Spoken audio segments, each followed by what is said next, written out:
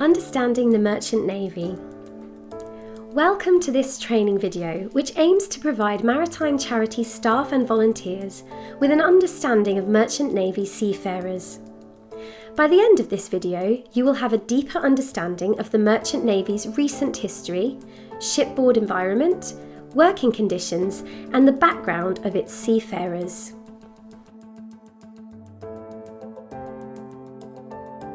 Let's start with understanding the Merchant Navy. One of the world's oldest professions, merchant seafaring, began in prehistoric times. Early boatmen used log rafts to transport people and goods across sections of water. They also began trading goods and services. Over the thousands of years since then, shipping has evolved, and now merchant ships have reached every coastline on Earth. In the 16th century, during Henry VIII's reign, there was no clear distinction between naval and merchant seafarers. However, by the 19th century, the Merchant Navy and Royal Navy became distinct entities. In 1922, King George V honoured the mercantile marine with the title Merchant Navy in recognition of their service during World War I. The Merchant Navy has no central organisation and is composed of various employers and seafarers serving on a diverse range of ships, from small coasters to very large crude oil tankers. Although the UK's dominance in global shipping has declined since the 1960s, the Merchant Navy remains crucial, with around 27,000 British seafarers today, the majority of which serve as officers.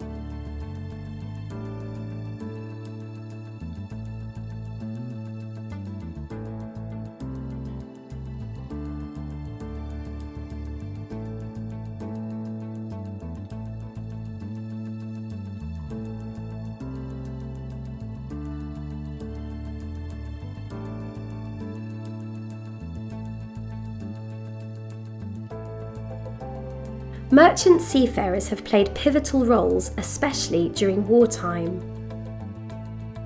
During World War II, over 32,000 British merchant seafarers lost their lives, a higher proportion than any other armed service.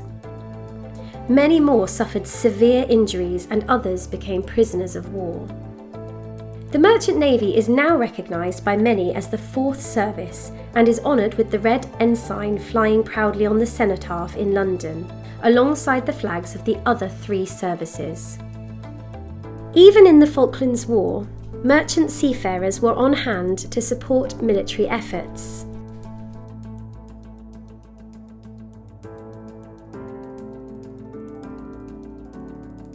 In the past 60 years, ship design and technology have drastically changed, reducing crew sizes and shifting labour sources to developing countries. These factors, combined with changes to the structure of the Commonwealth, have all had an impact on British shipping. Ships are registered in countries chosen by their owners. British registered ships, including those registered in Red Ensign Group countries, fly the Red Ensign, but crew nationality can vary. Flags of convenience are common, chosen for tax benefits and regulatory ease.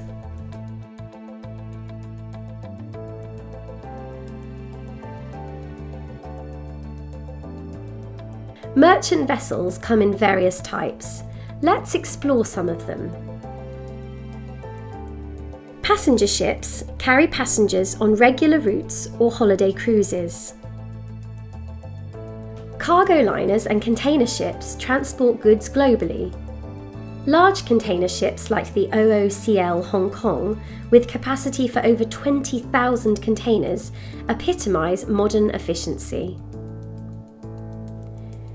Tramp ships operate without regular routes, picking up and discharging cargo according to charters.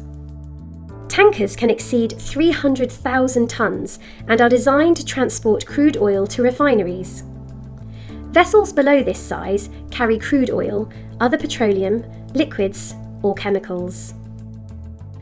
Bulk carriers handle cargo like coal and iron ore, and gas tankers transport liquefied gases.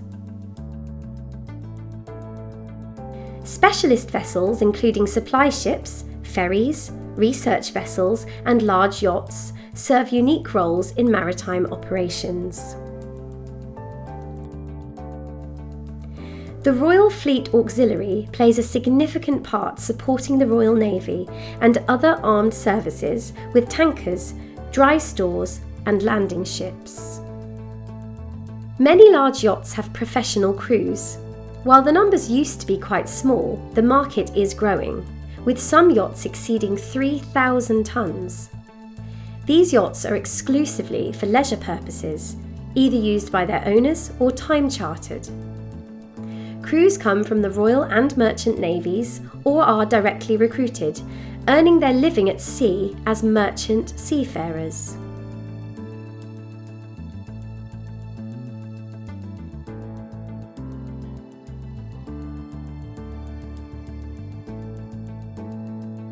This illustration shows the key areas you would find on most types of ship. You can pause the video here to familiarise yourself with them. It is worth noting that smaller ships and some specialist vessels will have different facilities and may not include all the areas shown here.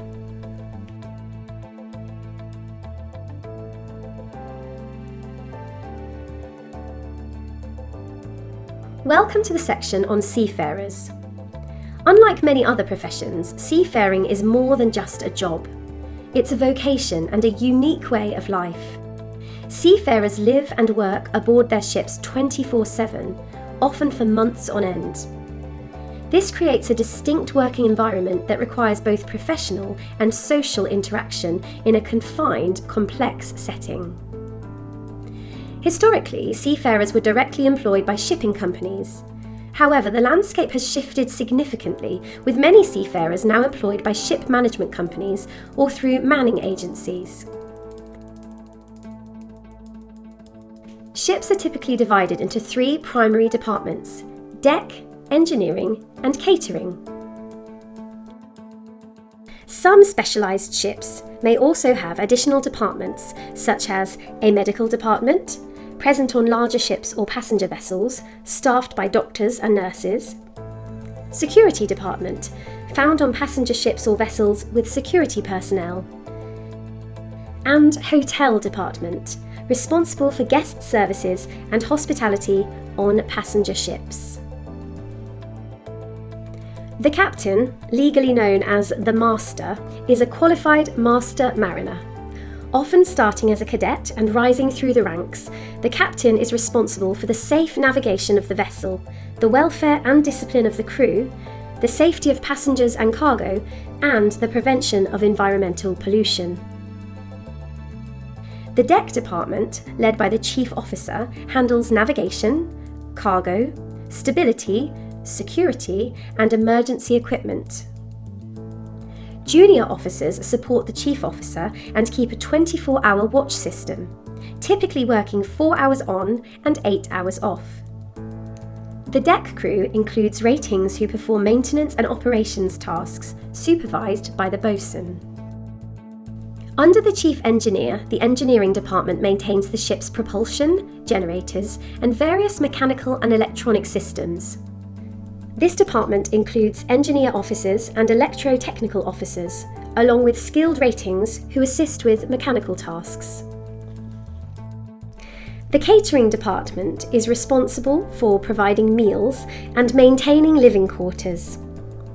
On passenger ships, this department can consist of hundreds of staff members, including chefs, stewards, and other service personnel.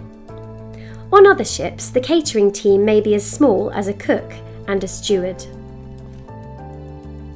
Before the 1990s, radio officers were crucial for ship communication, often using Morse code. With advances in technology, their role has either evolved or been absorbed by electro-technical officers. Crew size varies greatly depending on the type of ship. Passenger ships require large crews to maintain high service standards, while cargo ships and tankers operate with smaller crews due to automation and efficiency improvements. British merchant seafarers come from diverse backgrounds. Many follow family traditions, while others seek adventure. Recruitment often starts at school leaving age, with training provided both on the job and in educational institutions.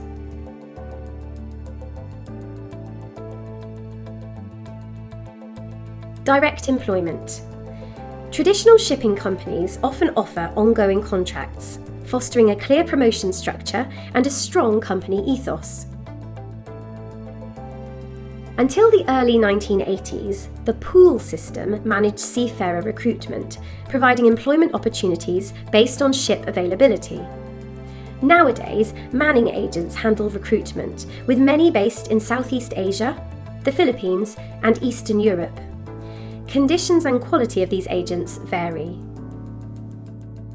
Disciplinary practices have also changed, with modern approaches replacing the older system of fines.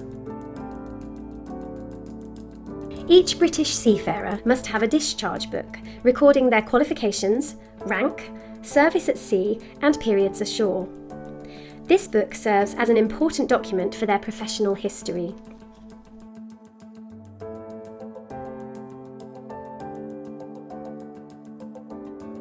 Working life at sea.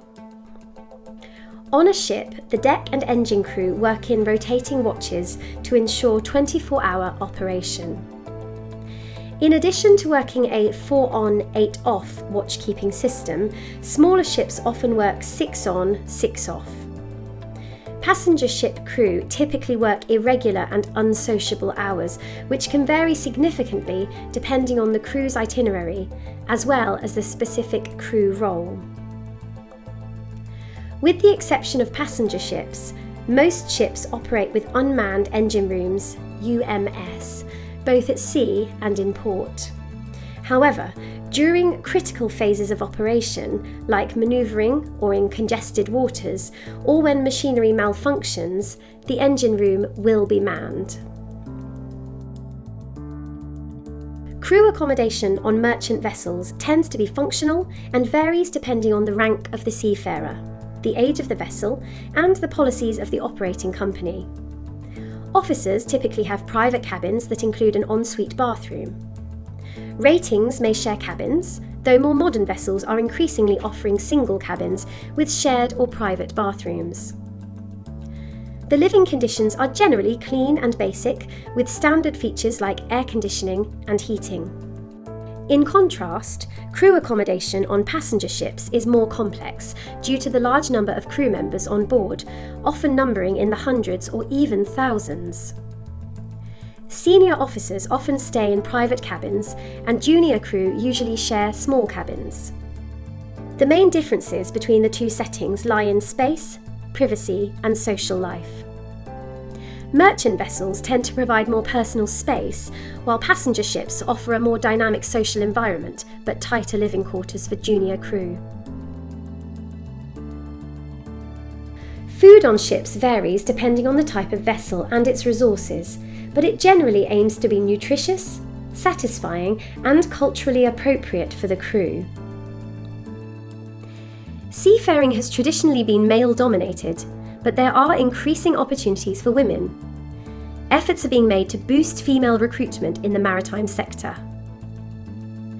The weather remains a significant factor in seafaring. Calm seas and clear skies provide a beautiful work environment, but heavy weather causes ships to roll and pitch, making basic tasks difficult and rest challenging.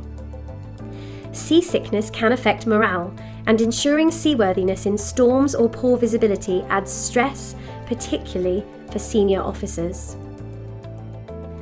Before sat-navs, a navigational instrument called a sextant was used at sea to measure the angle between a celestial body, like the sun, moon or stars, and the horizon. This measurement helped sailors determine their latitude and longitude to find their precise position on the ocean. Radar bearings complemented this post-World War II. Modern satellite navigation ensures accurate positioning, but deck officers still learn traditional skills. Most ships use diesel engines because they are strong and use fuel efficiently. These engines usually run on heavy fuel oil or marine diesel oil. But more ships are switching to cleaner fuels to reduce pollution. Alternative fuel types and advanced technologies help make ship engines cleaner and more efficient. These technologies are important for meeting international rules aimed at reducing ship emissions and promoting sustainable shipping. The saying, "Go to sea and see the world," is now largely outdated. In the past, long port stays allowed seafarers to explore and socialise. Today, quick turnarounds in ports limit shore leave and increase social isolation. Changing social norms and smaller crews have reduced opportunities for onboard socialising, impacting team building and morale. Maritime welfare charities such as the Mission to Seafarers, Stella Maris, Queen Victoria Seafarer Rest, Seafarers Christian Friends Society and the Sailors Society provide essential support to seafarers by visiting ships in port and offering practical assistance, information and companionship. Their chaplains, seafarers' centres and ship visitors play a crucial role in addressing the challenges seafarers face, including loneliness, isolation and limited shore leave. Seafarers' centres offer welcoming spaces ashore where crew can rest, contact home, access internet and support services, and enjoy a sense of community. Together, these services ensure that seafarers feel supported, valued, and cared for, even when far from home. Many ships now have multinational crews, with English as the common language. While seafarers are tolerant, those sharing a language and culture tend to group together, potentially isolating minorities. The master or captain is legally responsible for the ship's safety, crew, discipline and cargo. Department heads manage daily operations. Formality has lessened, with officers often addressed by titles or first names. The captain can dismiss crew members for serious offences, though employment termination is decided by the employer. Ship crews handle their own emergencies, trained in firefighting, damage control, and medical response.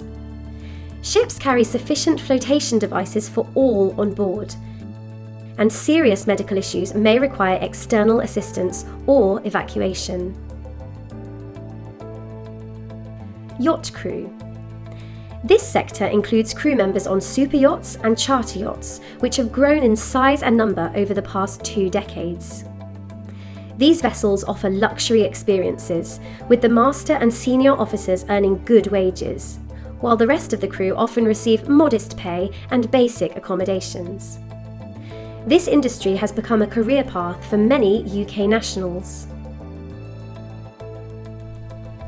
The International Seafarers Welfare and Assistance Network, ISWAN, provides support to yacht crew members worldwide through Yacht Crew Help, a free, confidential and multilingual helpline. You have now come to the end of this training video. Thank you for taking the time to complete the session. We hope you found it informative and that you've learned more about the Merchant Navy and its vital role. If you have any questions or feedback, please don't hesitate to get in touch by emailing enquiries@mnwb.org.uk.